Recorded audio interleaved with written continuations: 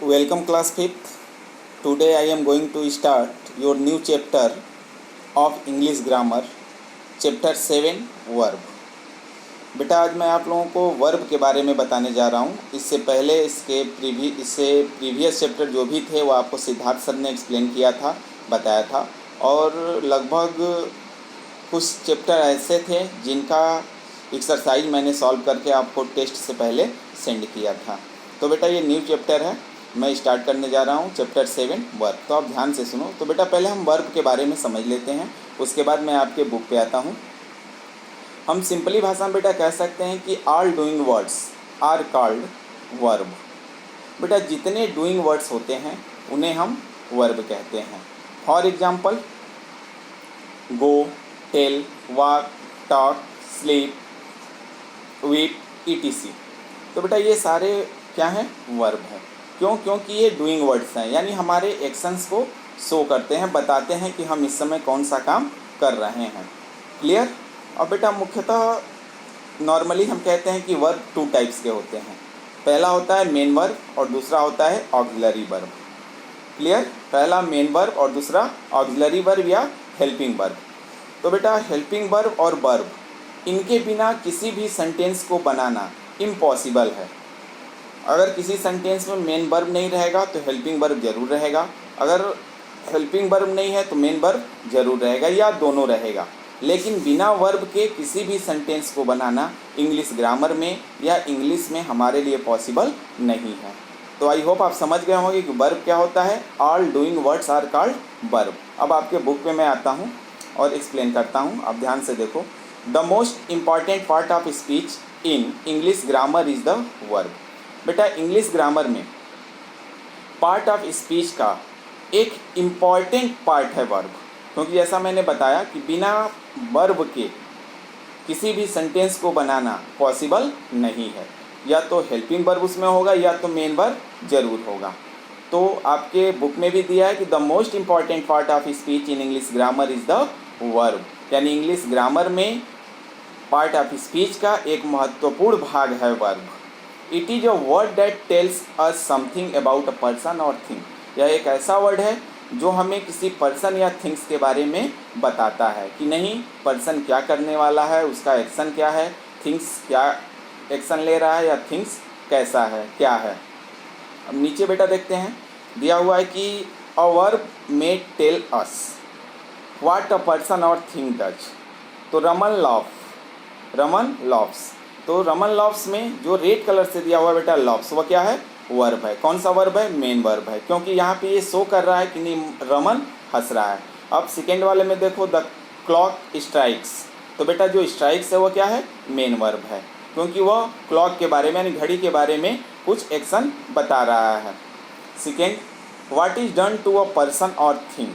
तो यहाँ पे देखो मेन वर्ब नहीं, जैसे मैंने बताया आपको कि वर्ब 2 टाइप्स के होते हैं, main verb and helping verb. तो इसमें देखो मेन वर्ब नहीं है बेटा, इसमें क्या है? हेल्पिंग वर्ब, जो रेड कलर से दिया हुआ है सेकेंड में। मोहित इज स्कॉल्डेड।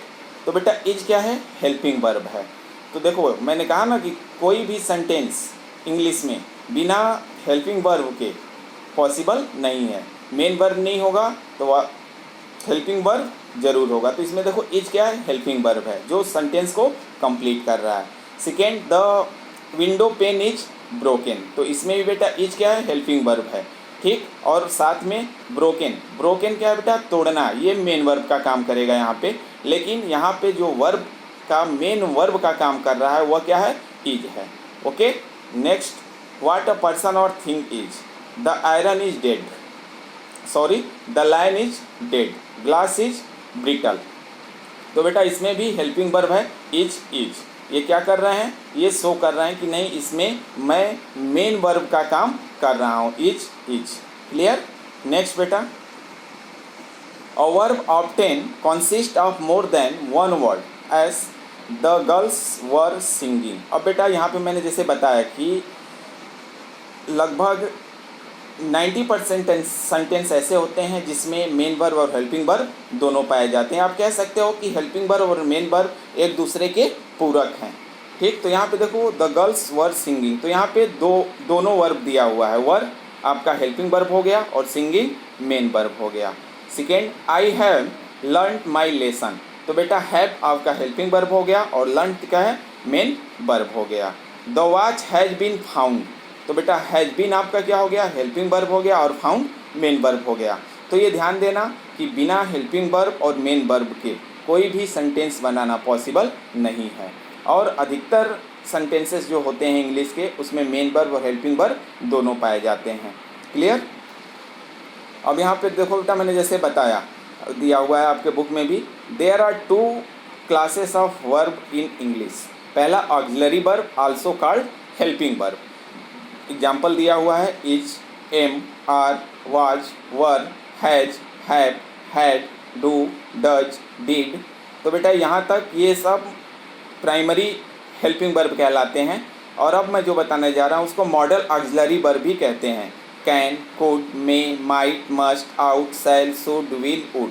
तो बेटा इसमें दोनों मिक्स करके दिया हुआ है, प्राइमरी ऑक्सिलरी वर्ब और मॉडल ऑक्सिलरी वर्ब, यानी primary helping verb and modal helping verb. तो बेटा इज से लेके डिड तक जो है वह आपका प्राइमरी ऑक्सिलरी वर्ब कहलाता है और कैन से लेके वुड तक आपका मॉडल ऑक्सिलरी वर्ब कहलाता है। क्लियर। फिर बेटा देखो मेन वर्ब। मेन वर्ब में है read, write, dance, sing, play, weep, cry, sleep, grow, eat, drink, find, fly, go, glow, etc। तो बेटा ये आपके मेन वर्ब है। तो मैंने आपको पहले ही इंट्रोडक्शन में बता दिया था, वर्ब 2 टाइप्स के होते हैं। ऑक्सिलरी वर्ब को ही हेल्पिंग वर्ब बोलते हैं। ऑक्सिलरी वर्ब के भी 2 पार्ट होते हैं, प्राइमरी ऑक्सिलरी वर्ब या प्राइमरी हेल्पिंग वर्ब और मॉडल ऑक्सिलरी वर्ब या मॉडल हेल्पिंग वर्ब। तो उसको भी मैंने यहाँ पे आपको डिवाइड कर दिया और बता दिया कि इज से लेके डिड तक जो दिया हुआ है वो आपके प्राइमरी ऑक्सिलरी वर्ब कहलाते हैं और कैन से लेके वुड तक को हम मॉडल ऑक्सिलरी वर्ब या हेल्पिंग वर्ब कहते हैं। और मेन वर्ब मैंने बताया है कि जो हम एक्शन करते हैं, जिससे ये पता चलता है कि हम क्या काम कर रहे हैं, वो आपका मेन वर्ब होता है। अब बेटा यहाँ पे आप देखो दिया हुआ है कि ऑक्सिलरी वर्ब और मेन वर्ब का क्या वर्क होता है। फर्स्ट हेडिंग देखो आप, auxiliary verbs are verbs that help to form a tense, help to form a negative और एन इंट्रोगेटिव। बेटा जब आप टेंस बनाते हो तो उसमें ऑक्सिलरी वर्ब का हेल्प लिया जाता है। बिना ऑक्सिलरी वर्ब के आपका टेंस पॉसिबल नहीं है। जब मैं आपको टेंस चैप्टर बताऊंगा तो आपको बताऊंगा कि हेल्पिंग वर्ब कितना महत्वपूर्ण होता है और उसका यूज कैसे और कहाँ होता है। तो देखो यहाँ दिया भी है कि help to form a tense, help to form a negative और एन इंट्रोगेटिव। अब बेटा यहाँ निगेटिव और इंट्रोगेटिव दिया हुआ है, तो देखो बहुत से ऐसे टेंस होते हैं, बहुत से नहीं, सिर्फ 2 टेंस ऐसे होते हैं, सिंपल प्रेजेंट टेंस और सिंपल पास्ट टेंस, जिसमें जब हम स्टेटमेंट सेंटेंस को या अफर्मेटिव सेंटेंस को निगेटिव और इंट्रोगेटिव में चेंज करते हैं तो सेल्फ हेल्पिंग वर्ब लगाते हैं, क्योंकि उसमें हेल्पिंग वर्ब नहीं दिया होता है। निगेटिव और इंट्रोगेटिव में हेल्पिंग वर्ब होता है, लेकिन अफर्मेटिव सेंटेंस में हेल्पिंग वर्ब नहीं होता। इसलिए हम जब निगेटिव से इंट्रोगेटिव बनाते हैं तो हेल्पिंग वर्ब का काफ़ी इम्पॉर्टेंट होता है। क्लियर। नेक्स्ट है बेटा, main verbs are verbs that tell us what has happened और व्हाट द सिचुएशन इज। ये हमें बताता है कि क्या घटना घटी या क्या सिचुएशन है, क्या स्थिति है।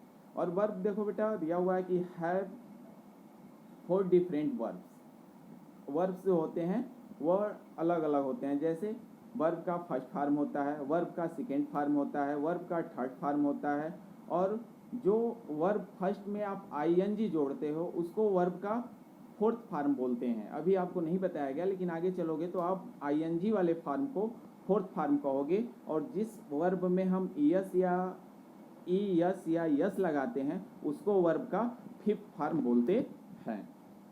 तो मेन आपको मुख्य रूप से इस क्लास में 3 टाइप्स के वर्ब के 3 फॉर्म को पढ़ना है, वर्ब का फर्स्ट फॉर्म, वर्ब का सेकेंड फॉर्म एंड वर्ब का थर्ड फॉर्म। और जिस वर्ब में आईएनजी लगेगा आप उसको बोलोगे वर्ब फर्स्ट प्लस आईएनजी। बेटा नेक्स्ट देखो, study the following sentences, subject, verb, object. तो बेटा सेंटेंस यहाँ सब्जेक्ट दिया हुआ है, क्योंकि किसी भी सेंटेंस में सब्जेक्ट का होना बहुत ही ज़रूरी है। फिर वर्ब में देखो 2 कॉलम किया हुआ है, एक ऑक्सिलरी वर्ब और एक मेन वर्ब, और यहाँ पे ऑब्जेक्ट है। तो सब्जेक्ट में देखो गर्ल्स, ऑक्सिलरी वर्ब हो गया आपका आर, मेन वर्ब हो गया मेकिंग और ऑब्जेक्ट हो गया डॉल्स। तो गर्ल्स क्या कर रही है, डॉल्स बना रही है। क्लियर। तो बेटा इसी तरह सब्जेक्ट के अनुसार ही हेल्पिंग वर्ब और ऑक्सिलरी वर्ब का हम यूज करते हैं और टेंस के अनुसार मेन वर्ब का यूज करते हैं। जब आप टेंस पढ़ोगे तो आपको पता चलेगा कि जो मेन वर्ब का फॉर्म होता है, first form, second form, third form या आईएनजी फॉर्म, उसका यूज क्या है और उसका इम्पॉर्टेंट क्यों है। नेक्स्ट बेटा फिर देखो, auxiliary verbs are verbs use with main verbs, they form tenses, negative and questions. तो बेटा ऑक्सिलरी वर्ब का यूज मेन वर्ब के साथ होता है, ठीक, किसमें होता है, टेंस के फॉर्म में होता है और निगेटिव एंड क्वेश्चन फॉर्म में किया जाता है।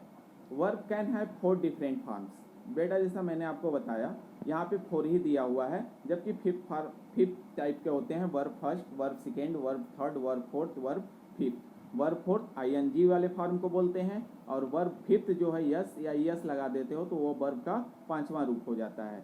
अब देखो इसमें दिया हुआ है कि प्रेजेंट टेंस है तो वर्ब का फर्स्ट फॉर्म लगेगा, पास्ट टेंस है तो वर्ब का सेकेंड फॉर्म, पास्ट पार्टिसिपल है यानी वर्ब का थर्ड फॉर्म को हम बोलते हैं पास्ट पार्टिसिपल, वर्ब 3 यानी वर्ब का थर्ड फॉर्म यूज होगा। प्रेजेंट पार्टिसिपल में वर्ब प्लस आईएनजी लगाते हैं। तो बेटा इसका यूज कि वर्ब का फर्स्ट फॉर्म, वर्ब का सेकेंड फॉर्म, वर्ब का थर्ड फॉर्म कहाँ यूज होता है, इसका इंपॉर्टेंट आपको टेंस में पता चलेगा कि नहीं इस वर्ब का जो फॉर्म है इसका यूज क्या है और इसका उपयोग क्या है। क्लियर।